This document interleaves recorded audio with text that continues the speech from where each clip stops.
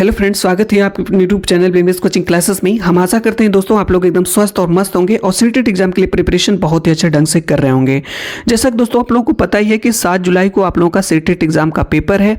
यानी कि दोस्तों देखा जाए तो समय आपके पास बहुत ही कम बचा हुआ है। मात्र देखा जाए दोस्तों तो मात्र 15 दिन ही आपके पास हैं। और दोस्तों अभी तक आप लोगों ने कुछ भी नहीं पढ़ा है तो दोस्तों घबराने की बिल्कुल भी बात नहीं है। हम आपको कुछ चीज़ें, कुछ हिंट्स बता रहे हैं जिसके माध्यम से दोस्तों इस बार का सीटेट एग्जाम आप आसानी से क्रैक कर सकते हैं। दोस्तों देखिए, करना क्या है आपको, अभी तक जो दोस्तों आप पढ़ रहे हैं उसको पढ़िए, लेकिन दोस्तों साथ में आप एक PYQ यानी कि प्रीवियस ईयर क्वेश्चन पेपर जरूर लगाइए। यानी कि दोस्तों जितने भी पेपर हुए हैं सीटेट एग्जाम का 2012 से लेकर के दोस्तों हम आपको बता दें 2023 तक जितने भी पेपर हुए हैं दोस्तों, इसको ही बस सॉल्व करके आप चले जाइए। निश्चित रूप से इस बार का सीटेट एग्जाम आप आसानी से क्रैक कर सकते हैं। अपने इस क्लास में दोस्तों डेली एक PYQ यानी कि प्रीवियस ईयर क्वेश्चन पेपर कराते हैं। आज की क्लास में दोस्तों हम आपको जो है कि 21/2/2016 को जो एग्जाम हुआ था सीटेट का, उसका प्रीवियस ईयर क्वेश्चन पेपर कराएंगे, वो भी दोस्तों पेपर 2 के लिए। देखिए दोस्तों ज़्यादातर प्रॉब्लम पेपर 2 में होती है, ठीक है। उसके दोस्तों हम आपको जो है कि सामाजिक विज्ञान एवं सामाजिक विज्ञान मीन्स SST के 60 प्रश्न इस क्लास में कराने वाले हैं। तो दोस्तों एक पॉइंट्स हम आपको और बता देना चाहेंगे कि हम अपने इस चैनल पे डेली सुबह में 8 बजे एक प्रीवियस ईयर क्वेश्चन पेपर दोस्तों अपलोड करते हैं। उस प्रीवियस क्वेश्चन पेपर को दोस्तों आप जरूर देख करके जाइए। अभी हम दोस्तों 2014 का कराए हैं, इसके बाद आज 2016 का करा रहे हैं, इसके बाद 2015, 17, 18, 19, 20, 23 तक दोस्तों जितने भी हैं सब कुछ हम आपको करा देंगे, ठीक है। दोस्तों सुबह में हम आपको डेली एक प्रीवियस ईयर क्वेश्चन पेपर आपको मिल जाएगा। 2014 का दोस्तों अगर आपको चाहिए प्रीवियस ईयर क्वेश्चन पेपर तो इस वीडियो के डिस्क्रिप्शन में आपको मिल जाएगा, ठीक है, जाकर के आप देख सकते हैं। तो दोस्तों जो है प्रीवियस ईयर क्वेश्चन पेपर 2016 का पहला प्रश्न पूछा गया था 31 नंबर का कि ऋतु प्रवाह से अभिप्राय है। देखिए दोस्तों हमारे साथ इन प्रश्नों को पढ़िए, ऑप्शंस को भी पढ़िए, लेकिन हमसे पहले आप आंसर देने का प्रयास करिएगा और क्लास के अंत में जरूर बताइएगा कि इन 60 प्रश्नों में आपके कितने प्रश्न सही हुए आज की इस क्लास से, ठीक है दोस्तों। तो आइए देखते हैं इन प्रश्नों को। प्रश्न पूछा गया था कि ऋतु प्रवाह से अभिप्राय है। ऋतु प्रवाह से क्या अभिप्राय है? ए वाला ऑप्शन है नए चारागाहों की खोज में अपने पशुधन के साथ लोगों की ऋतुवत गतिशीलता, बी वन्य प्राणियों की ऋतुवत गतिशीलता, और सी फसल कटाई की अवधि के दौरान श्रम शक्ति का नगर से गांव की ओर प्रवसन, और डी लोगों की अपनी जीविका के लिए ऋतुवत गतिशीलता। बताइए दोस्तों ऋतु प्रवास का क्या अर्थ है, इससे क्या अभिप्राय है?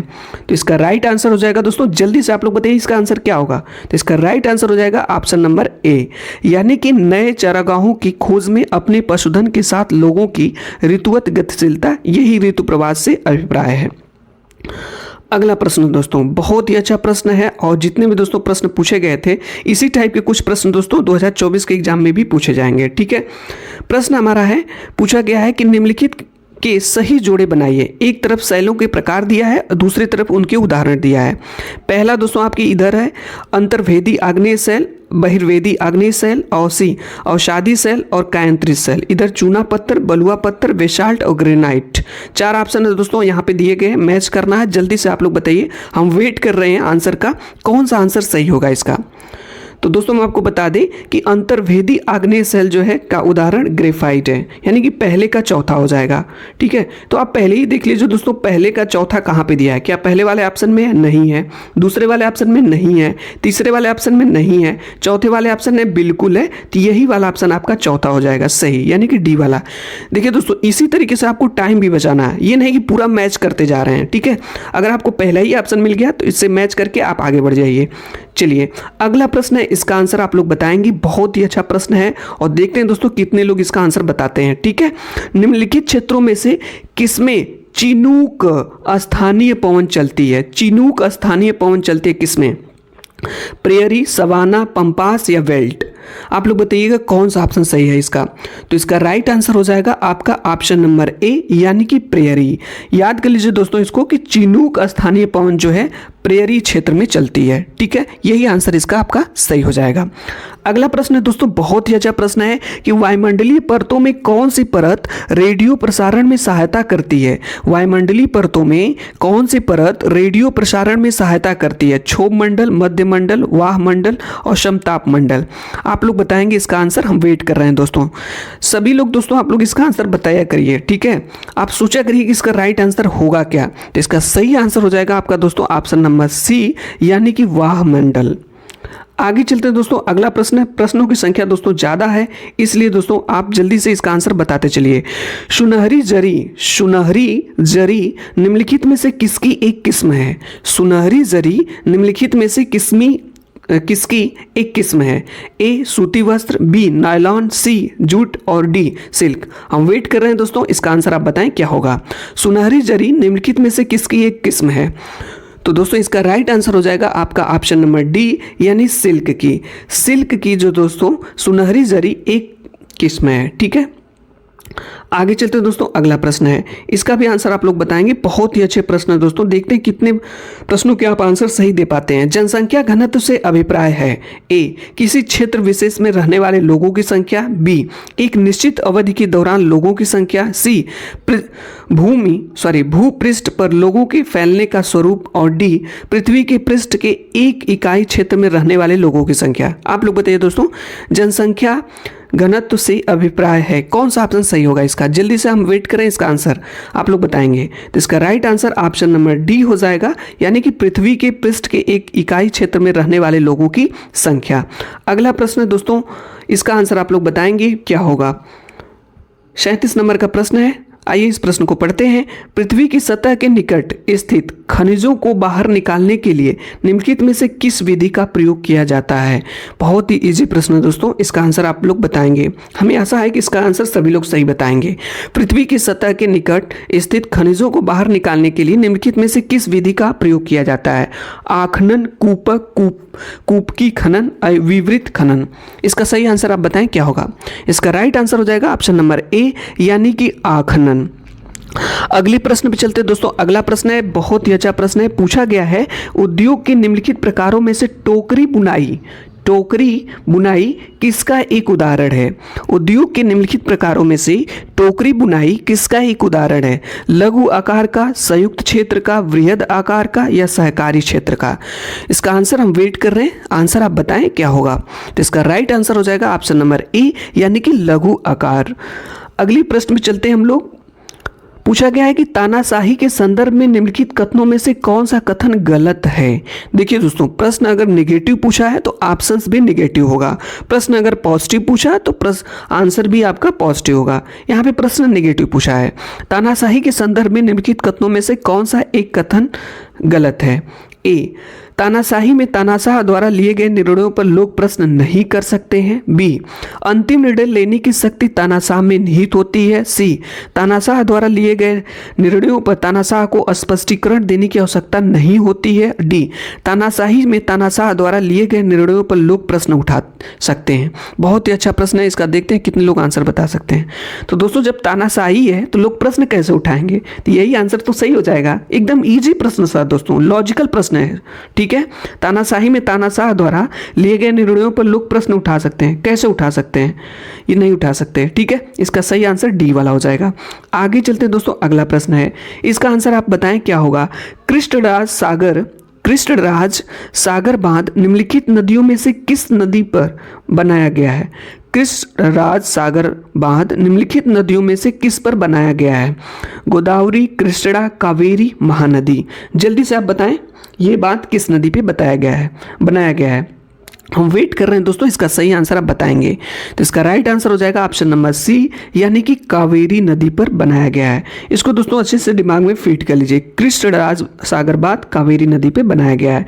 अगला प्रश्न है, हिंदू उत्तराधिकारी संशोधन अधिनियम 2005 मृतक पिता की संपत्ति में समान अधिकार प्रदान करता है। हिंदू उत्तराधिकारी संशोधन अधिनियम जो 2005 में हुआ था, मृतक पिता की संपत्ति में समान अधिकार प्रदान करता है। किसको?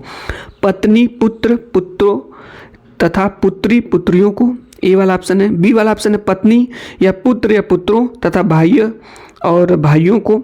सी पत्नी, पुत्री, पुत्रियों तथा बहन, बहनों को। और डी पुत्री, पुत्रियों, पुत्र, पुत्रों, भाई एवं भाइयों को। किसको दोस्तों ये अधिकार प्रदान करता है? आप लोग बताइएगा। तो इसका राइट आंसर हो जाएगा दोस्तों ऑप्शन नंबर ए यानी कि पत्नी को, पुत्र या पुत्रों को, पुत्री तथा पुत्रियों को प्रदान करता है। न तो दोस्तों यहाँ पे आपका जो है बी वाला ऑप्शन होगा नहीं, सी नहीं, डी होगा, ए वाला ऑप्शन आपका हो जाएगा। चलिए दोस्तों अगले प्रश्न पे चलते हैं। इसका आंसर दोस्तों आप बताएं क्या होगा। भारतीय राष्ट्र राज्य का वर्णन करने के लिए विविधता में एकता मुहावरा इन राष्ट्रीय नेताओं में से किसने दिया। भारतीय राष्ट्र राज्य का निर्माण वर्णन करने के लिए विविधता में एकता मुहावरा इन राष्ट्रीय नेताओं में से किसने दिया। ए सरदार वल्लभ भाई पटेल, बी पंडित जवाहरलाल नेहरू, सी बाल गंगाधर तिलक और डी महात्मा गांधी। हम वेट कर रहे हैं दोस्तों, देखते हैं कौन इसका सही आंसर बताता है। तो इसका राइट आंसर हो जाएगा आपका ऑप्शन नंबर बी, यानी कि पंडित जवाहरलाल नेहरू। आगे चलते हैं दोस्तों अगला प्रश्न। देखिए दोस्तों कुछ इस टाइप के प्रश्न अब आपके एग्जाम में बनने लगे हैं। ठीक है, पूछा गया है कि पंचायत के कार्यों के विषय में निम्नलिखित दो कथनों 1 और 2 पर विचार कीजिए तथा सही उत्तर का चयन कीजिए। पंचायत के कार्यों के विषय में निम्नलिखित दो कथनों 1 और 2, जो दो कथन दिए गए हैं इस पर विचार करना है और सही उत्तर का चयन करना है। चलिए पहला आपका जो कथन है हम इसको पढ़ते हैं। जनपद पंचायत जिला स्तर पर विकास योजनाएं निर्धारित करती हैं। दूसरा ऑप्शन है दूसरा कथन है कि जनपद पंचायत ग्राम पंचायतों के मध्य धन वितरण नियमित करने में जिला परिषद की सहायता करती है। आप लोग बताइए दोस्तों क्या ये दोनों कथन सही है या दोनों कथन गलत है या एक सही या एक गलत है। तो इसका सही आंसर हो जाएगा आपका ऑप्शन नंबर सी, यानी कि 1 और 2 दोनों गलत है, यानी ये दोनों कथन दोस्तों आपका गलत है। देखिए दोस्तों कुछ लोग अभी ये क्लास छोड़ करके चले गए होंगे, हम जानते हैं, क्योंकि दोस्तों उनके पास पेशेंस ही नहीं है, धैर्य नहीं रखते हैं जीवन में। जब तक आप दोस्तों जीवन में धैर्य नहीं रखेंगे तब तक कुछ नहीं होने वाला है। सीटेट एग्जाम को क्रैक करने के लिए दोस्तों आपको धैर्य रखना पड़ेगा, पेशेंस। ठीक है, दूसरी चीज़, अगर आप एग्जाम हॉल में भी जल्दबाजी करेंगे दोस्तों तो आपसे ज़्यादा प्रश्न दोस्तों सही होने के बजाय गलत होने लगेंगे। इसलिए दोस्तों पेशेंस रखिएगा, एग्जाम में प्रश्न को अच्छे से पढ़िएगा, ऑप्शंस को पढ़िएगा। अगर एक बार नहीं, 1 टाइम नहीं समझ में आए तो 2 टाइम्स इसको पढ़िएगा, 3 टाइम्स, लेकिन उस प्रश्न को आपको सही करके ही जाना है। ठीक है, चलिए दोस्तों अगले प्रश्न पे चलते हैं। ये इस प्रश्न का आंसर आप बताएंगे। कुछ इस टाइप के ही प्रश्न दोस्तों आपके एग्जाम में बनेंगे। आप सोचेंगे बहुत ईजी प्रश्न बनेंगे, तो ऐसा कुछ नहीं दोस्तों, सीटेट ने अपना लेवल चेंज कर दिया है। ठीक है, चलिए बताइए इसका आंसर क्या होगा। सूचना का अधिकार अधिनियम पर निम्नलिखित दो कथन 1 और 2 पर विचार करिए और सही उत्तर का चयन कीजिए। यानी कि सूचना का अधिकार, राइट टू इंफॉर्मेशन अधिनियम, इसमें 2 कथन दिए गए हैं, इस पर विचार करना है और इसमें सही कथन सेलेक्ट करना है, कौन से होंगे।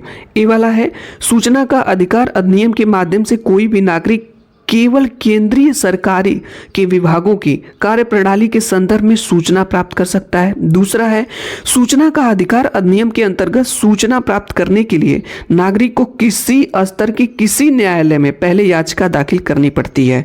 आप लोग बताइए इसका राइट आंसर क्या होगा। तो इसका सही आंसर हो जाएगा दोस्तों ऑप्शन नंबर सी, यानी कि पहला कथन भी गलत है और दूसरा कथन भी आपका गलत है।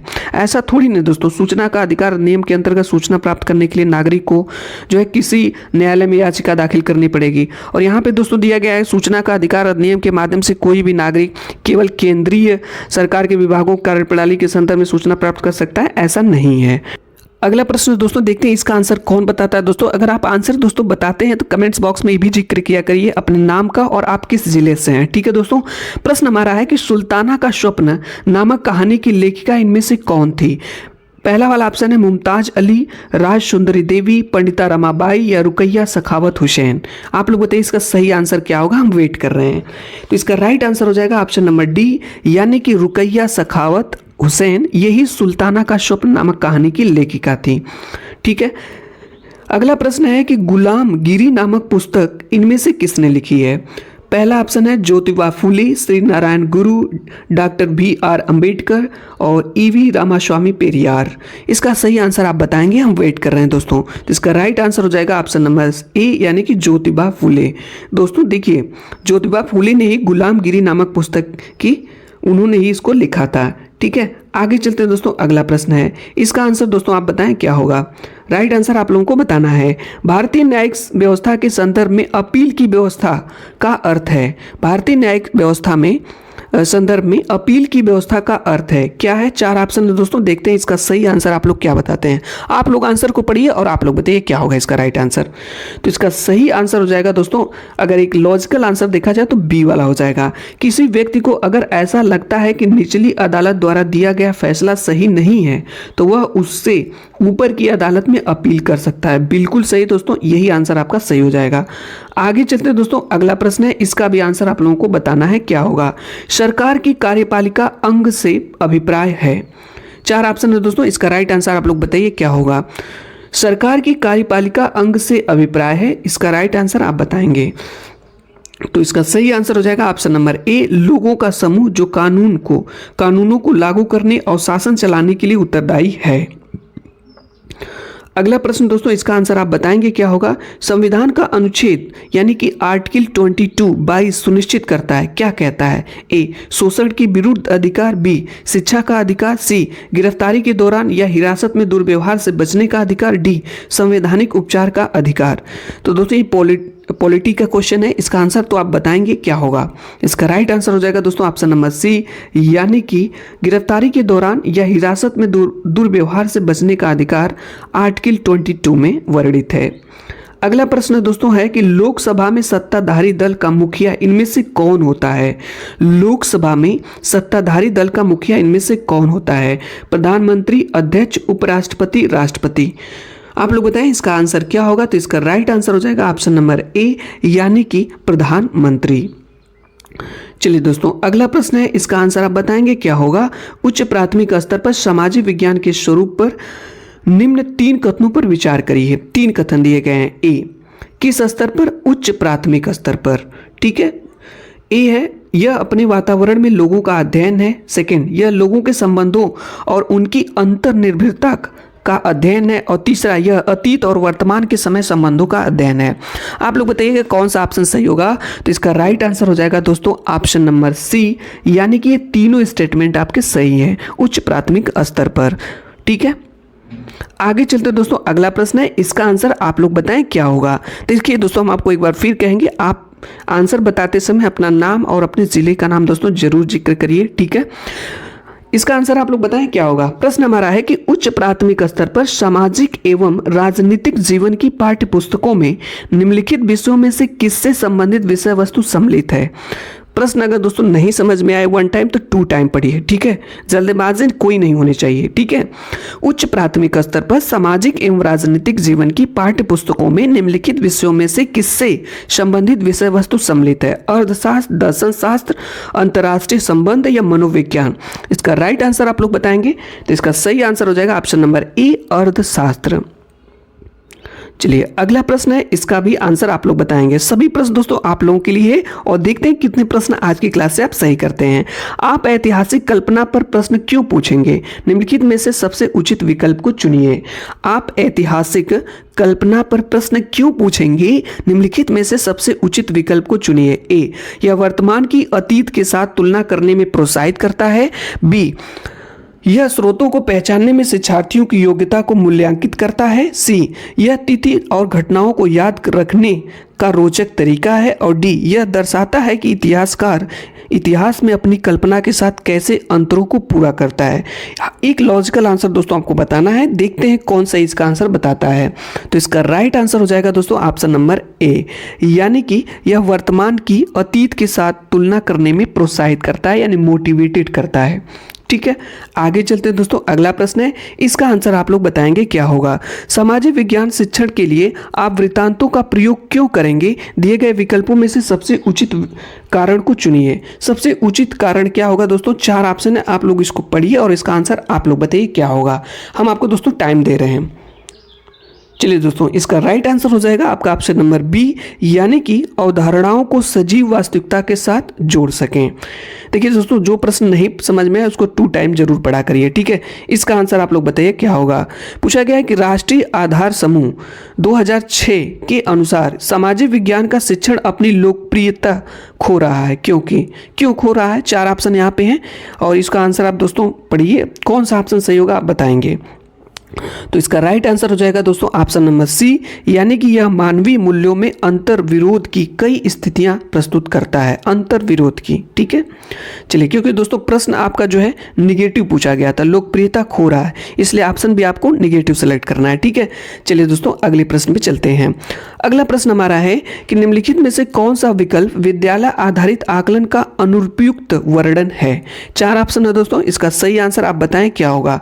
सभी ऑप्शंस को दोस्तों पढ़िए, हम आपको टाइम दे रहे हैं। ठीक है, और सही आंसर आप बताएं क्या होगा। 56 नंबर का प्रश्न है, तो इसका सही आंसर हो जाएगा दोस्तों ऑप्शन नंबर सी, यह केवल सहगामी पक्षों को सम्मिलित करता है। देखिए दोस्तों, प्रश्न आपका निगेटिव पूछा गया था, आप कहेंगे ये कैसे पता, यहाँ पे देखिए ना दिया गया अनुपयुक्त वर्णन है, तो निगेटिव ऑप्शन भी आपको सेलेक्ट करना है। यहाँ पे देखिए पहला वाला ऑप्शन है यह गैर शिक्षित पक्षों को सम्मिलित करता है, पॉजिटिव ऑप्शन है, नहीं होगा। यह सभी पक्षों को सम्मिलित करता है, यह भी नहीं होगा क्योंकि पॉजिटिव है। यह शैक्षिक पक्षों को सम्मिलित करता है, यह निगेटिव क्या है, यह केवल सहगामी पक्षों को सम्मिलित करता है, इसलिए होगा। इसी तरीके से दोस्तों आपको भी आंसर सेलेक्ट करना है, ये चीज़ें आपको सीखनी पड़ेगी। चलिए दोस्तों अगले प्रश्न पे इसका आंसर आप बताएं। बहुत ही अच्छा प्रश्न है, लॉजिकल प्रश्न है। एक शिक्षक का सामाजिक विज्ञान के विषय को संपादित करने की भूमिका निम्नलिखित 1 और 2 कथनों पर विचार कीजिए तथा सही उत्तर का चयन कीजिए। ए वाला ऑप्शन है शिक्षक सभी शिक्षार्थियों की गरिमा को अवश्य सुनिश्चित करे और संवेदनशीलता के साथ चर्चा को शुरू करे। सेकंड वाला ऑप्शन है शिक्षक लड़कों के साथ तथ्यों तथा लड़कियों की भावनाओं पर अवश्य बल दे। आप लोग बताइए इसका राइट आंसर क्या होगा, इसका सही आंसर आप बताएंगे। तो इसका सही आंसर हो जाएगा दोस्तों ऑप्शन नंबर पहला ही कथन आपका सही है, इसलिए इसका ऑप्शन नंबर डी सही हो जाएगा, केवल 1। यानी कि शिक्षक सभी शिक्षार्थियों की गरिमा को अवश्य सुनिश्चित करे और संवेदनशीलता को के साथ चर्चा करे, चर्चा को शुरू करे, नहीं डिस्कशन करे दोस्तों। ठीक है, ये वाला ऑप्शन आपका सही हो जाएगा। सेकंड क्या था, शिक्षक लड़कों के साथ तथ्यों और लड़कियों की भावनाओं पर अवश्य बल दे, ऐसा कुछ नहीं दोस्तों, ये वाला कथन नहीं होगा।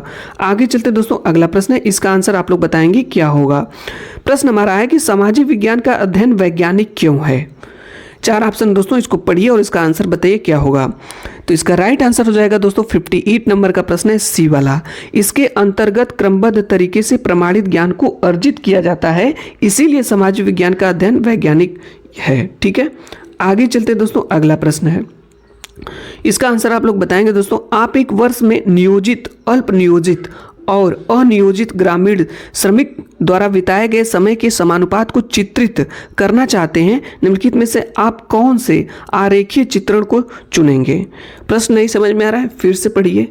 ठीक है, आप एक वर्ष में नियोजित, अल्प नियोजित और अनियोजित ग्रामीण श्रमिकों द्वारा बिताए गए समय के समानुपात को चित्रित करना चाहते हैं, निम्नलिखित में से आप कौन से आरेखीय चित्रण को चुनेंगे। समय रेखा आरेख, प्रवाह आरेख, दंड आरेख या चक्र आरेख। तो इसका राइट आंसर हो जाएगा दोस्तों ऑप्शन नंबर डी, चक्र आरेख को चुनेंगे। आगे चलते हैं, अगला प्रश्न है और इसका आंसर आप बताएं क्या होगा। आप लोग शिक्षार्थियों का सामाजिक विज्ञान विषय में कला के माध्यम से आकलन करने का सबसे उचित कारण चुनिए। सबसे उचित कारण 4 ऑप्शन है दोस्तों, देखते हैं इसका सही आंसर कौन बताता है। तो इसका राइट आंसर हो जाएगा ऑप्शन नंबर बी, यानी कि यह अवधारणाओं का एक व्यक्तिगत प्रस्तुतिकरण करने का अवसर प्रदान करता है। देखिए दोस्तों, कुछ सीटेड के पॉजिटिव टैग वर्ड्स हैं और नेगेटिव टैग वर्ड्स हैं। कभी दोस्तों हम अपनी क्लास में जल्द ही आपको कराएंगे सीटेड के पॉजिटिव और नेगेटिव टैग वर्ड्स को।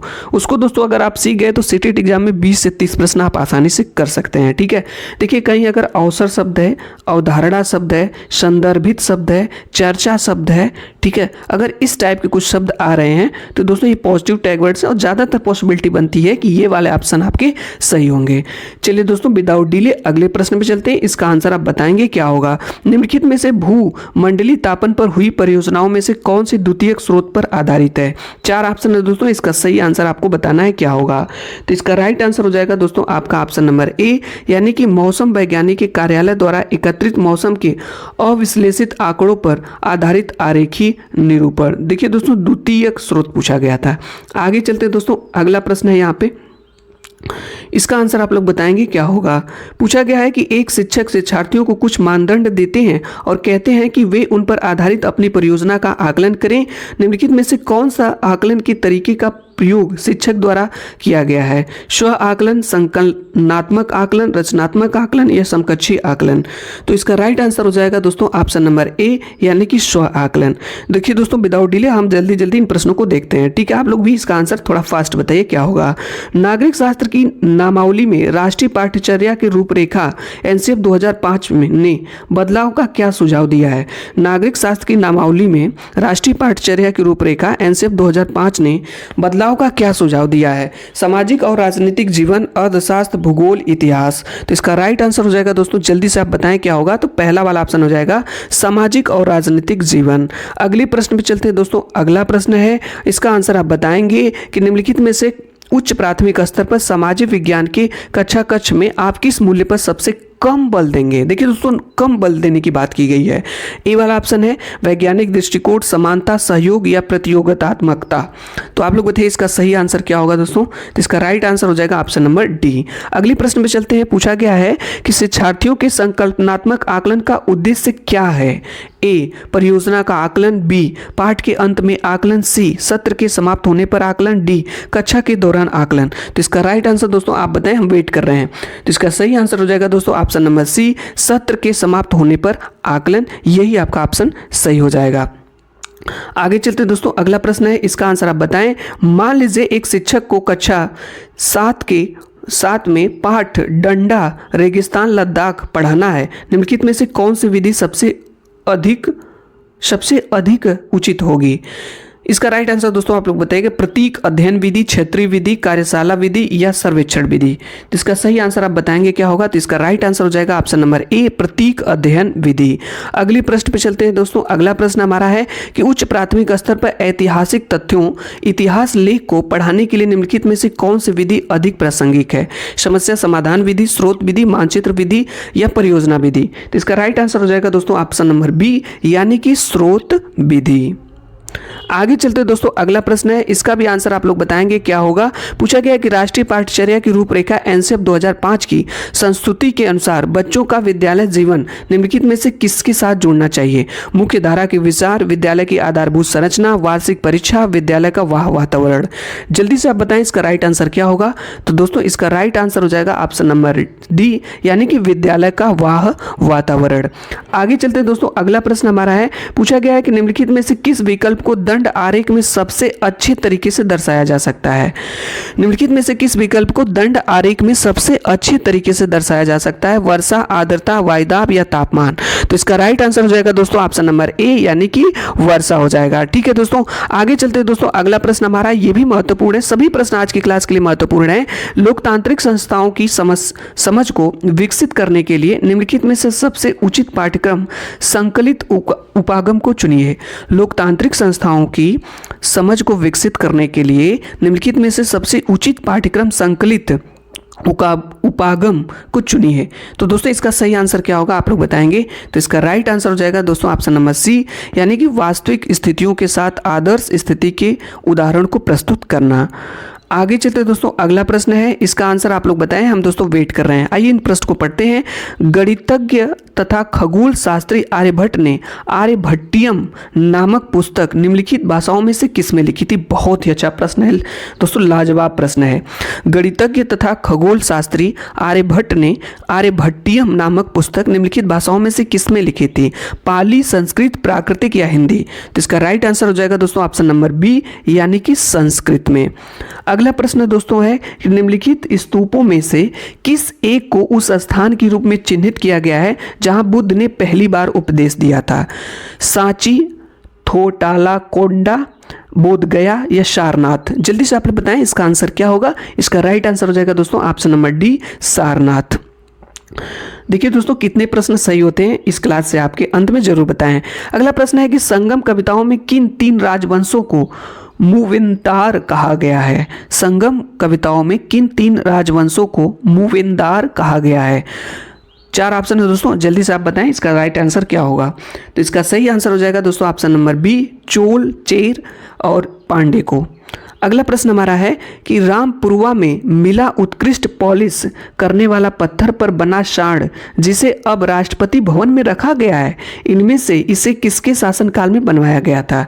चोल, कुषाण या पांड्य या मौर्य? जल्दी से बताएं इसका राइट आंसर क्या होगा। तो इसका सही आंसर हो जाएगा ऑप्शन नंबर डी, यानी कि मौर्य के शासनकाल में बनाया गया था। आगे चलते हैं दोस्तों, अगला प्रश्न है, इसका आंसर आप बताएंगे क्या होगा। पूछा गया है कि विशिष्टाद्वैत के सिद्धांत को इनमें से किसने विचाराधीन प्रस्तुत किया है? रामानुज, वशवन्ना, अल्लमा प्रभु या शंकरन? जल्दी से आप बताएं इसका आंसर क्या होगा। तो इसका राइट आंसर हो जाएगा ऑप्शन नंबर ए, रामानुज ने। अगला प्रश्न है कि अभिलेखाकार वह स्थान है जहां, अभिलेखाकार वह स्थान है जहां पे, चार ऑप्शन है दोस्तों, इसका राइट आंसर आप बताएंगे क्या होगा। तो इसका सही आंसर हो जाएगा ऑप्शन नंबर ए ही हो जाएगा। ऐतिहासिक तथा पांडुलिपियों तथा दस्तावेजों को रखा जाता है उसे अभिलेखाकार कहा जाता है। ठीक है, आगे चलते हैं दोस्तों, अगला प्रश्न है, इसका आंसर आप बताएंगे कि 12वीं शताब्दी के मध्य कर्नाटक में प्रारंभ हुई वीर शैव आंदोलन के संदर्भ में निम्नलिखित में से कौन सा कथन एक सही है? 12वीं शताब्दी में मध्य में कर्नाटक में प्रारंभ हुई वीर शैव आंदोलन के संदर्भ में निम्नलिखित में से कौन सा एक कथन सही है? चार ऑप्शन है दोस्तों, इसका आंसर आप बताएंगे क्या होगा। तो इसका राइट आंसर हो जाएगा ऑप्शन नंबर सी, इसने जाति और नारी के प्रति व्यवहार के बारे में ब्रह्मांडवादी विचारधारा के विरुद्ध तर्क दिया। अगला प्रश्न दोस्तों, इसका आंसर आप बताएंगे। ये भी बहुत ही अच्छा प्रश्न है दोस्तों, इस टाइप के प्रश्न बनते हैं। ठीक है, इसका आंसर आप लोग बताएंगे क्या होगा। आइए इस प्रश्न को पढ़ते हैं। कह रहा है कि दिल्ली के आरंभिक सल्तनत के समय में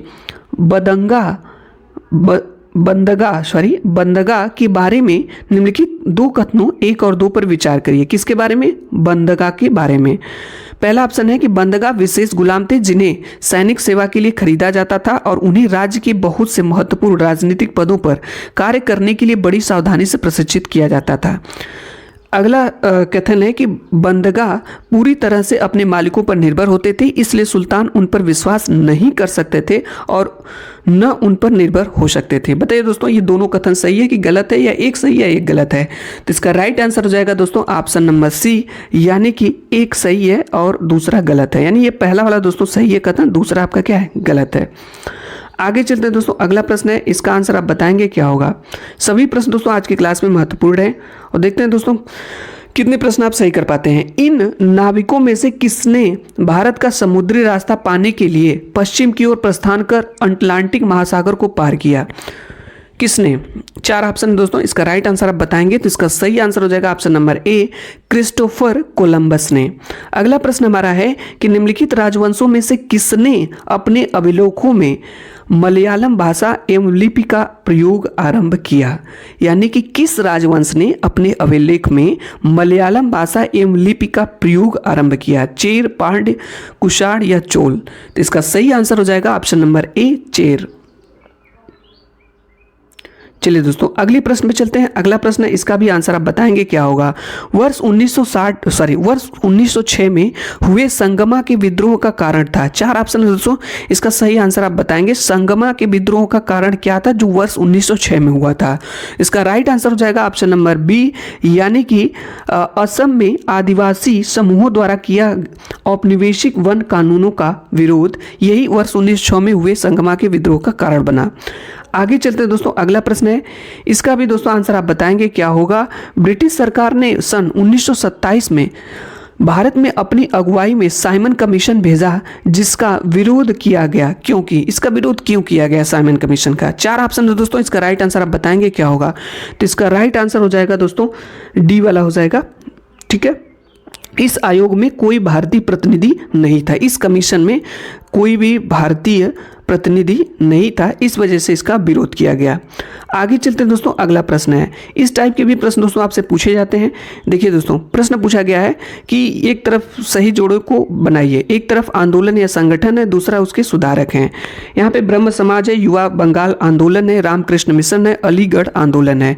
इधर इनके सुधारक का नाम है Swami Vivekananda, sir Syed Ahmad Khan, Henry Louis Vivian Derozio और केशव चंद्र सेन है। आप लोग बताइए दोस्तों इसका सही आंसर क्या होगा। 83 नंबर का प्रश्न है। तो इसका राइट आंसर हो जाएगा दोस्तों, देखिए जो ब्रह्म समाज है इसके जो सुधारक हैं आपके केशव चंद्र सेन है, यानी कि पहले का क्या हो जाएगा आपका चौथा हो जाएगा। आप देखिए पहले का किसी में चौथे में ऑप्शन में दिया है, इसमें नहीं दिया, इसमें भी नहीं दिया, इसमें नहीं दिया। देखिए चौथे वाले ही ऑप्शन में दिया है, यानी कि पहले का चौथा।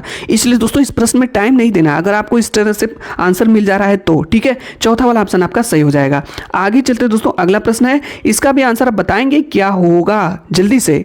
वयोवृद्ध गांधीवादी नेता पोट्टी श्री रामुलु, वयोवृद्धि गांधीवादी नेता पोट्टी श्री रामुलु निम्नलिखित राज्यों में से किसको बनाने के लिए वर्ष 1952 में भूख हड़ताल पर बैठे थे।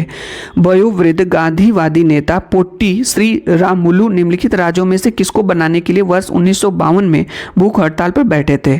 केरल, आंध्र प्रदेश, तेलंगाना या तमिलनाडु। तो इसका सही आंसर हो जाएगा दोस्तों option number B, Andhra Pradesh को। अगला प्रश्न दोस्तों है कि वहादत ए दीन अर्थात सभी धर्मों की बुनियादी एकता के हिमायती इनमें से कौन थे। जल्दी से बताइए कौन थे इसमें से। तो इसका राइट आंसर हो जाएगा दोस्तों 85 नंबर का प्रश्न है, पहला वाला मौलाना आज़ाद। मौलाना आज़ाद जो है सभी धर्मों की बुनियादी एकता के हिमायती ठीक है थे। आगे चलते हैं दोस्तों अगला प्रश्न है, इसका आंसर आपको बताना है। बहुत ही अच्छा प्रश्न है कि भारत के लगभग मध्य भाग से होकर गुजरने वाला प्रमुख अक्षांश है कौन सा है। जल्दी से बताएं, 4 ऑप्शन है। सही हो जाएगा आपका कर्क रेखा, यानी कर्क वृत्त जिसे कहा जाता है, यही सही हो जाएगा। अगला प्रश्न है कि निम्नलिखित में से कौन सी पृथ्वी दिन की परिभाषा है। कौन सी पृथ्वी दिन की परिभाषा है। 4 ऑप्शन है दोस्तों, इसका राइट आंसर आप बताएंगे क्या होगा। जल्दी से पढ़िए ऑप्शंस को और बताइए हमें आंसर क्या होगा। तो इसका सही आंसर हो जाएगा ऑप्शन नंबर बी, यानी कि पृथ्वी का अपने अक्ष पर एक चक्कर पूरा करने में लगा समय, यही पृथ्वी दिन की परिभाषा है। ठीक है, चलिए दोस्तों कुछ क्लास के अंतिम प्रश्न में हम लोग चल रहे हैं और इसका आंसर आप लोग बताएंगे। यहाँ पे दिया गया प्रश्न हमारा है कि वनस्पति के प्रकार और पौधों की प्रजातियां हैं। मैच करना दोस्तों, आप लोग बताएंगे क्या होगा। यहाँ पे देखिए दोस्तों जो उष्णकटिबंधीय वर्षा वन है, उष्णकटिबंधीय वर्षा वन है, इसमें जो है ये महोगनी पौधों की प्रजातियां इसमें हैं। उष्णकटिबंधीय जो पतझड़ वन है ये इसमें साल हो जाएगी पौधों की प्रजातियां, यानी कि पहले वाले का तीसरा हो जाएगा, बी वाले का चौथा हो जाएगा। जो कटीली झाड़ियां हैं, जो आपकी कटीली झाड़ियां हैं ये आपकी बबूल हैं, ठीक है। और मैग्रोव वन जो है सुंदरी है। इस तरह से देखा जाए दोस्तों तो पहले का तीसरा किस ऑप्शन में, देखिए ना, तो पहले का तीसरा आपका जो है चौथे ऑप्शन में है, यानी यही वाला आपका सही हो जाएगा। ठीक है, आगे चलते हैं दोस्तों। अगला प्रश्न है आज की क्लास का सेकंड लास्ट प्रश्न है। पूछा गया है कि मैत्री और दक्षिण गंगोत्री नामक भारत के शोध संस्थान निम्नलिखित महाद्वीपों में से कहां स्थित हैं, यानी किस महाद्वीप में है। जल्दी से आप बताएं इसका सही आंसर क्या होगा। तो इसका राइट आंसर हो जाएगा आपका अंटार्कटिका महाद्वीप में। ठीक है, ऑप्शन नंबर बी सही हो जाएगा। आज की क्लास का दोस्तों अंतिम प्रश्न है और पूछा गया है कि महासागरीय धाराओं के संबंध में नीचे दिए गए दोनों कथनों 1 और 2 पर विचार करिए और सही उत्तर का चयन कीजिए। पहला कथन है उष्ण गर्म महासागरीय धाराएं भूमध्य रेखा के निकट उत्पन्न होती हैं और ध्रुवों की ओर प्रभावित होती हैं। दूसरा, शीत ठंडी महासागरीय धाराएं निम्न अक्षांशों से उच्च अक्षांशों को जल ले जाती हैं। आप बताइए कौन से दोनों कथन सही है, दोनों गलत है, या एक सही है एक गलत है। तो इसका राइट आंसर हो जाएगा दोस्तों ऑप्शन नंबर डी, यानी कि पहला वाला आपका सही है लेकिन दूसरा क्या है आपका गलत है। तो दोस्तों आज की क्लास में हम आपको 2016 के SST मीन सामाजिक विज्ञान के 60 प्रश्न कराए और इन 60 प्रश्नों में आपके कितने प्रश्न सही हुए दोस्तों आप कमेंट्स बॉक्स के माध्यम से जरूर बताइए। ये दोस्तों हमारे इस चैनल को अभी तक आप लोगों ने सब्सक्राइब नहीं किया है तो दोस्तों चैनल को हमारे सब्सक्राइब कर लीजिए। दोस्तों एक लाइक तो बनता ही है, इसलिए वीडियो को लाइक कर लीजिए।